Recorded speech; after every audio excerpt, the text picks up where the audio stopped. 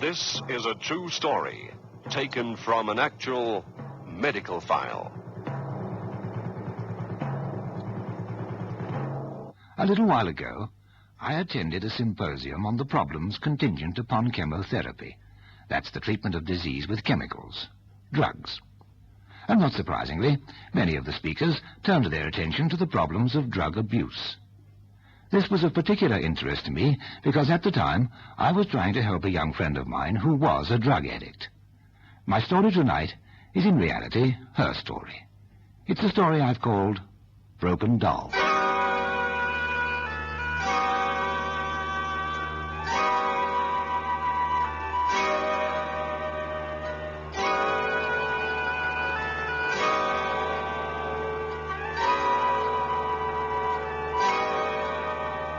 Medical file. Factual stories of the men and women whose vigilance guards our lives. A reconstruction of clinical case histories, step by step with the doctors who were there. Medical file.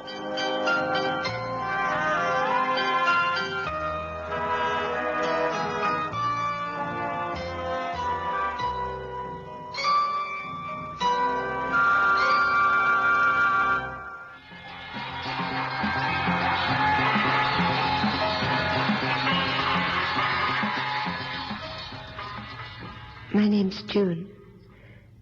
I'm a drug addict. It's not an easy thing to say. It's no easier to explain. I suppose what it amounts to is that before you can say it, you realize that you can't live without something to live on. And then you come to see that you're not living at all.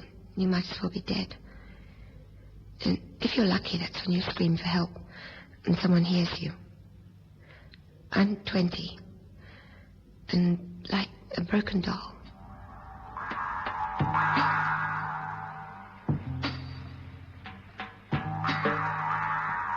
I don't think my parents ever really got on together. From as early as I can remember, they were always bickering at each other. Not big serious fights, hitting each other or anything like that. Just niggling. But we were always together, the family. Evenings and weekends and that. My father never seemed to earn enough money, I think. That was the trouble. He worked hard and he earned goodish money, but there was never enough to go around. Not that we ever went without. But one Christmas, I remember my father bought me a guitar. I loved that. I loved him too.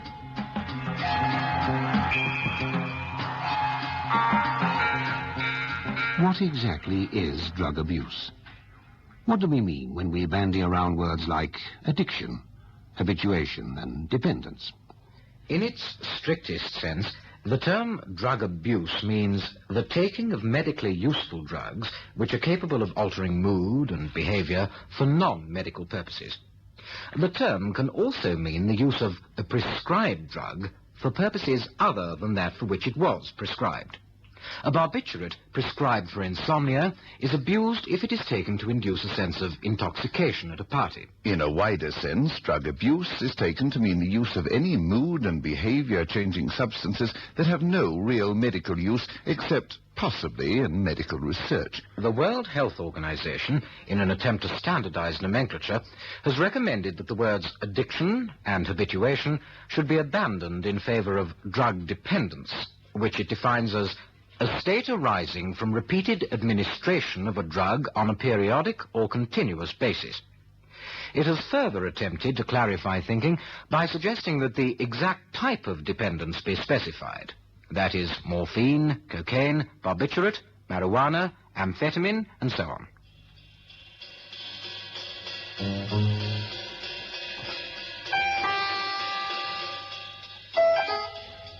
Things really came to a head in my first year at high school. It all seemed to get too much for my father. I didn't know he was in debt, and they were serving summonses on him. He was worried. I could see that. He used to talk to me about it sometimes. And one day he just didn't come home from work and nobody knew where he was, and he hadn't said a word to anyone. He just sort of opted out. Things were pretty bad at home. People were nice. My mother went out to work and she managed to keep things going. Well, she started drinking quite a bit when she was at home and that. There'd always been drink in the house before, but then it got pretty bad.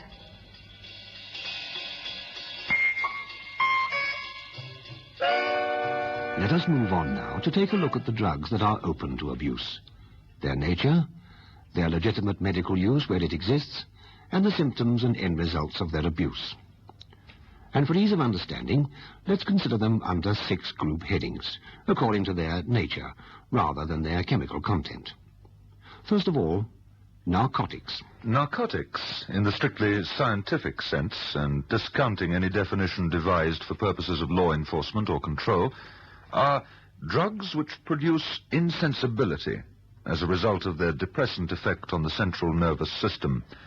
These comprise opium, opium derivatives such as morphine, codeine and heroin, and synthetic opiates such as methadone. In the medical field, these narcotics are used to relieve or lessen severe pain, such as might be experienced from serious injuries or burns, or in certain prolonged disease conditions. Chronic abuse of narcotics will lead to both physical and psychological dependence, with the need for ever-increasing doses arising as tolerance to the drug increases.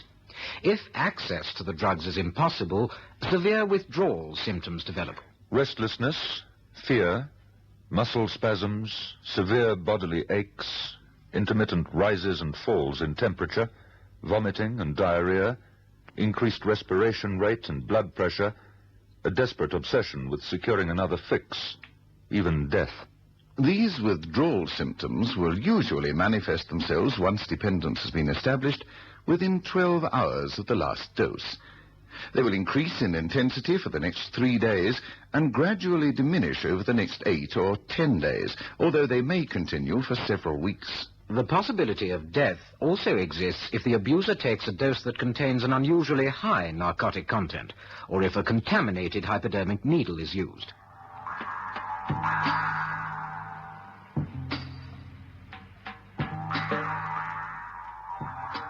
Mama always used to say that she'd never meet anyone else. She was still attractive, but she did have 3 children, you know, and she was still in quite a lot of debt. But she used to go out quite a bit, parties and that. And then one day she did meet someone. He was younger than she was, pretty well off. Everybody said how lucky she was. And they got married, and my mother's divorce was through by then. And then they went to the Seychelles for a honeymoon. We children went to stay with some friends. But when the honeymoon was over, my mother didn't come back. We didn't see her again for 18 months.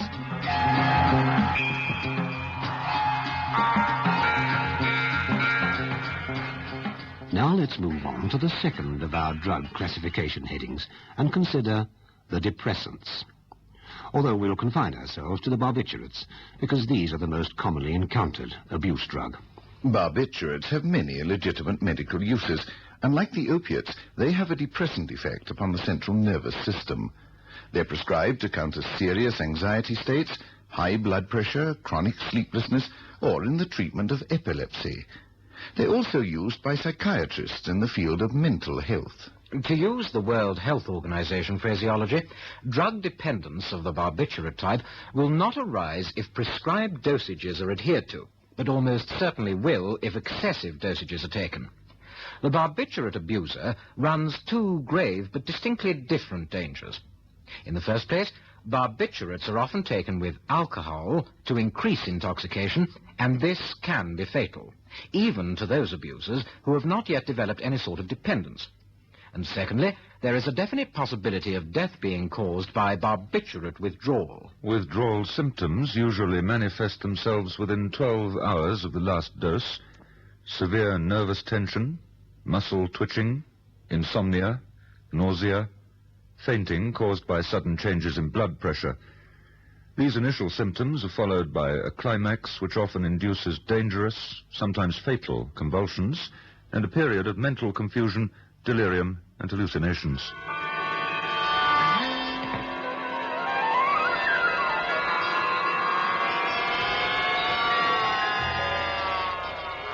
After about 3 months, these people we were staying with realized that my mother wasn't coming back. They didn't really want us. Why should they? had enough problems of their own. So they went to the social welfare people. We were put into a home. I hated that. Most of the other kids there were orphans, but we had a mother and a father. Some of the kids there used to smoke, just cigarettes, and they would have killed us if they'd found out. But we used to hide behind the lavatories, just for the devilment of it. And then one day one of the boys got hold of some dhaka. He didn't want to smoke it himself, he was just showing off, I suppose. But they started daring, double daring. And I tried it. I suppose that was really when it started.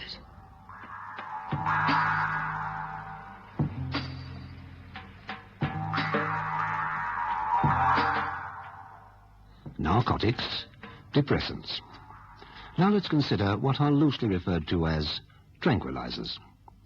In the broadest sense of the word, these are drugs that are capable of sedating or calming without inducing sleep. And unlike barbiturates, they can reduce tension or anxiety without impairing mental or physical alertness. The abuse of tranquilizers has been described by more than one writer on the subject as a middle-class phenomenon. It's not as widespread, for example, as the abuse of barbiturates, although chronic abuse can result in similar physical and psychological dependence.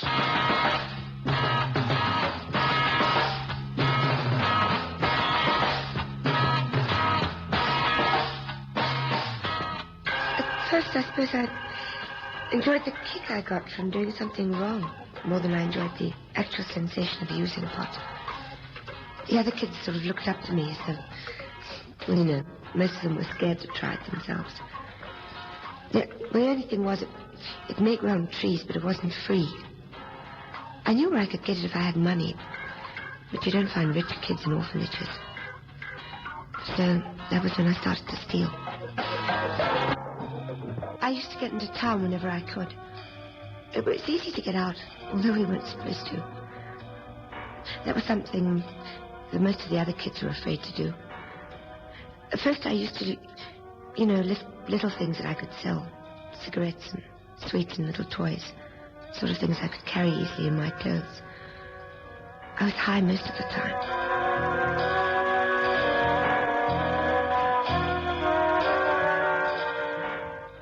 From tranquilizers to stimulants. These are drugs which directly stimulate the central nervous system to cause increased alertness, wakefulness, and general zest. Under this heading, we're mainly concerned with amphetamine and its related drugs, such as methamphetamine or benzphetamine. Medically, amphetamine-like drugs are used in the treatment of various mental disorders because of their mood-changing properties. There's little evidence that abuse of these drugs will lead to a physical dependence or, for that matter, in any serious physical damage. There is no doubt, though, that the amphetamines can produce a very serious psychological or emotional dependence, with withdrawal symptoms of a grave psychic nature. Strictly speaking, cocaine should be considered under this heading of stimulants. When abused, it causes the same excitability, talkativeness, and sense of euphoria. And again, although it does not produce any physical dependence, it can cause serious psychological dependence.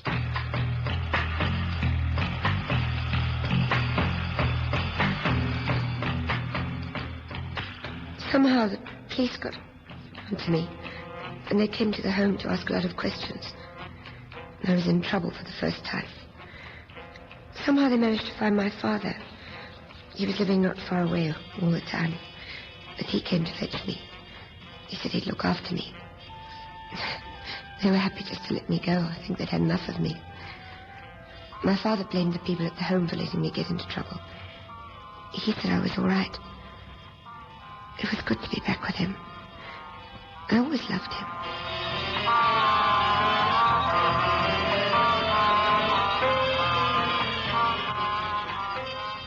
And now we come to those substances that have little or no legitimate medical use, except possibly in the field of research under strictly controlled conditions.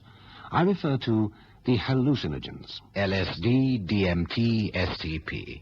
Mescaline, psilocybin. Abusers may be deluded into thinking that they are immune to injury and get themselves killed in the process of crossing a street. They may believe that they can fly and throw themselves from the top of a building. They may deliberately kill themselves or commit a crime. Again, the physical properties of the drugs themselves may prove lethal. And while on the subject of hallucinogens, we must consider the drug about which more has been said and written than any other. The drug about which possibly less is really known than any other. Marijuana, hashish, daca. The mental effects of marijuana include a sense of euphoria, a distortion of the senses, accompanied by a heightened flow of ideas.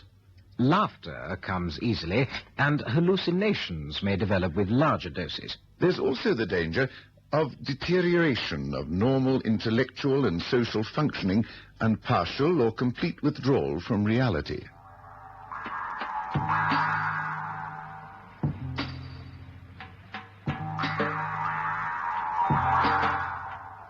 It was super being back with my father for a while. I didn't smoke or anything. But after a while he began to realize that he'd taken a lot on. He had a life of his own he wanted to lead. One night I asked a few of the kids from the school where I was round to my place for a party. It wasn't going to be anything special. Well, we had some wine, and one of the boys brought some goofballs, and I tried them. I was grooving, really belted. And after that there was a big thing. I was hitting them all the time. My father thought I was ill. He told me I should see a doctor. And I said I would. And later on he found the barbs I was on, and I told him they were what the doctor had given me. He believed me. Then, once when he was out, I was all alone. I really hit. A lot of wine, too. And when he got home, I was in a bad way. And that was the first time I went to hospital.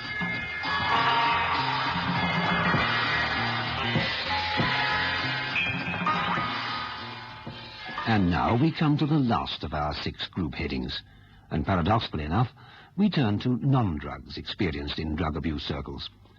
These are loosely known as the solvents, the fumes of which are inhaled to induce a feeling of euphoria, release, intoxication.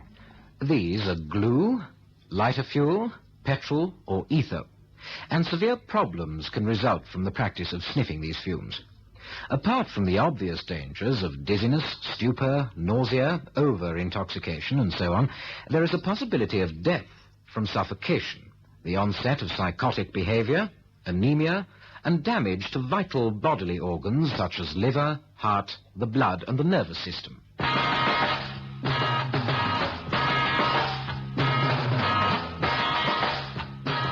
When I came out of hospital, my mother was back on the scene again. My father had been on tour while I was in. Her second marriage was finished, and she had a flat down at the coast. They thought a change would do me good, so I went to live with her for a while. My mother was a bit of a hypochondriac, you know. She always thought she had something wrong with her, and she had a medicine cupboard in the bathroom that was full of stuff.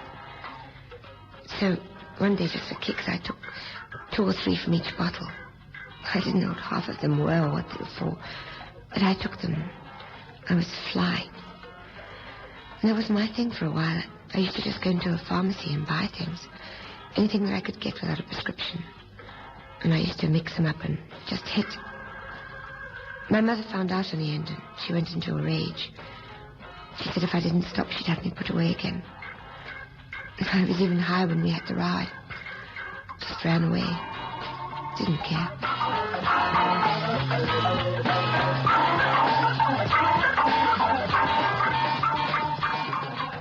Let's turn our attention now to the abusers themselves. Initial experiences with drugs usually spring from a desire for kicks. Sporadic, irregular, experimental. They constitute a defiance of social norms, an adventurous stand against conventionality, a social activity. The real addict passes from this group after he's taken drugs for some time and has come to feel that he cannot live without them.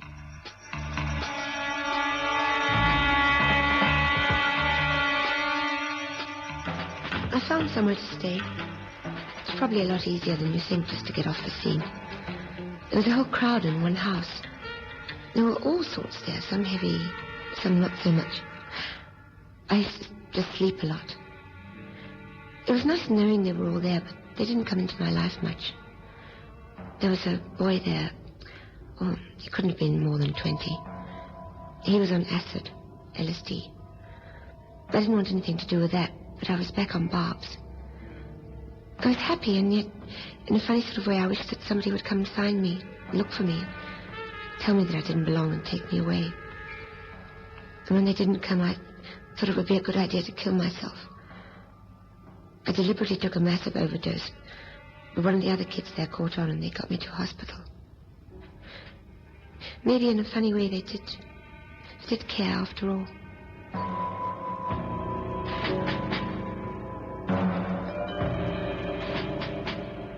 These days, fortunately, the belief that drug addiction is incurable has been abandoned. It is now realized that there is a successful treatment program. There are 4 distinct steps or stages in this treatment. Stage 1. Initial detoxification. This is only properly accomplished under strict supervision in a hospital or specialist establishment. Stage 2. Psychiatric assessment and treatment. It must be established what psychological or emotional factors are predisposing the abuse of drugs. Stage 3, medical aftercare.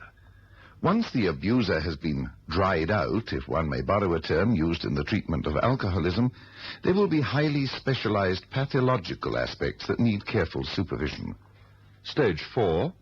Guidance and support during the critical period of return to the community at large. Environment, drugs, friends, and pressures will not have changed as he or she will have changed. It's possible that several years could elapse before the word cure could be used with any certainty.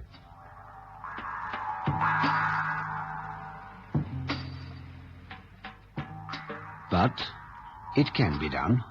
There is hope.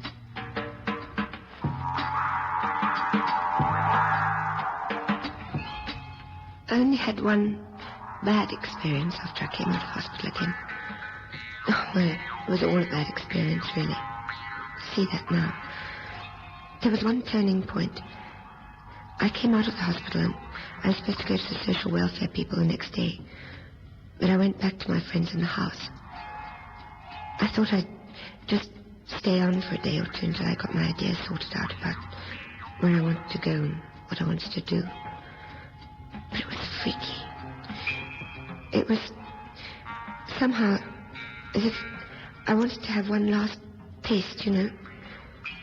And I had some wine. I don't know, I'd never taken acid before, LSD. I knew that I wanted to stop it all. I thought I'd go out with a bang. And I nearly did. It was bad. Oh, I was scared. Oh, so scared. I should have turned off without it, but it was too late. I shouted, help. Oh, I thought I did. I probably didn't make a sound, but somebody must have heard me. Somebody must have known what I was wanting to say. They thought I was dead. They could help anyway.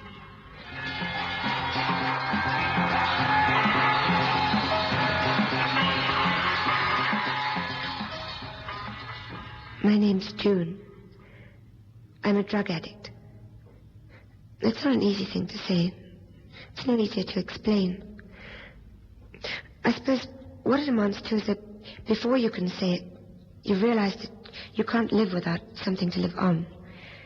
And then you come to see that you're not living at all and you might as well be dead. And that's when you scream for help. I was lucky. Somebody heard me.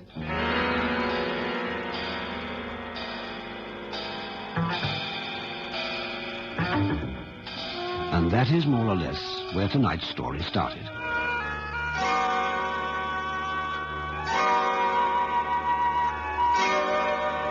Medical File, the documented story of the men and women who in hospitals, research centers, and lonely surgeries guard our lives. Listen again next week for another true story from Medical File.